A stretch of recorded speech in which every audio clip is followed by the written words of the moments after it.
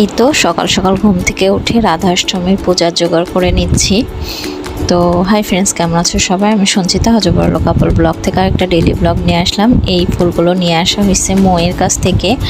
আর এই যে সকালবেলা যে বরমশাই মিষ্টি তারপর পেঁপে নিয়ে আসছে, কারণ রাত্রে আনেনি, ও অনেক রাত্রে আসছে, ফ্যাক্টরিতে যাওয়া লাগছিল তাই। তো এই তো জোগাড় টোগাড় করে নিয়েছি, এখন ঠাকুরকে জাগাবো, তারপরে মানে যা পূজার কাজ টাজ সেগুলো করব সব আস্তে আস্তে। তো এই তো ও বাজার টাজার করে মানে চান করতে গেছে, তো আমি পূজার ভোগটা লাগাইছি। আর এই যে ঠাকুরের আসনটা সাজাইছি, কেমন হয়েছে বলেন তো।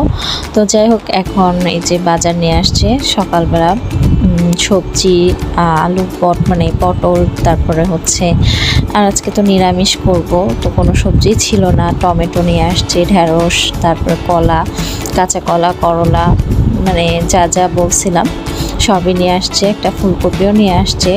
অনেক দিন ধরেই ফুলকপি দেখি বাজারে, কিন্তু আসলে শীতের ফুলকপি ছাড়া তো খেতে ভালো লাগে না। তারপরও বললাম যে ঠিক আছে নিরামিষ, আজকে ফুলকপি নিয়ে আসো। তো এই তো আদাও নিয়ে আসছে আজকে, মানে এখন করব ঢ্যাঁড়স ভাজা আর ফুলকপি মানে রসা। আর রাধাষ্টমীতে 12টার পরেই মানে সবাই অন্নই খাই, তো আমিও সেইটাই করছি, আলাদা কোনো কিছু মানে রান্না করিনি। আর ওই যে আদা বেটে নিলাম, এই মানে উপাসের দিন তো ফ্রিজের জিনিস দিই না, বেটেই দিই। আর আমার জিরা গুঁড়া, ঝালের গুঁড়া, গরম মশলার গুঁড়া, মানে যেগুলো নিরামিষের এগুলো আলাদাই করে রাখি। তো ফুলকপিতে মানে ফুলকপিটা ভেজে নিয়েছি, এখন সব মশলা, একটু টমেটো দিয়েছি আর ঢেকে দিব। ফুলকপির মানে রসাটা খেতে কিন্তু অনেক মজা হয়েছিল। আমি ভাবছিলাম যে মানে এখনও তো শীত হয়নি, কেমন লাগবে না লাগবে, কোনো গন্ধ করে কি না, তো আসলে ওরকম কিছুই না, অনেক ভালোই মানে লাগছে খাইতে। তো এখন মানে ঝোল দিয়ে দিয়েছি, ঝোলের জল, গরম মশলা আর একটু ঘি দিব, দিয়ে একটু গা মাখা করে নামাবো। তো এই তো হয়ে গেছে আমার ফুলকপির রসা।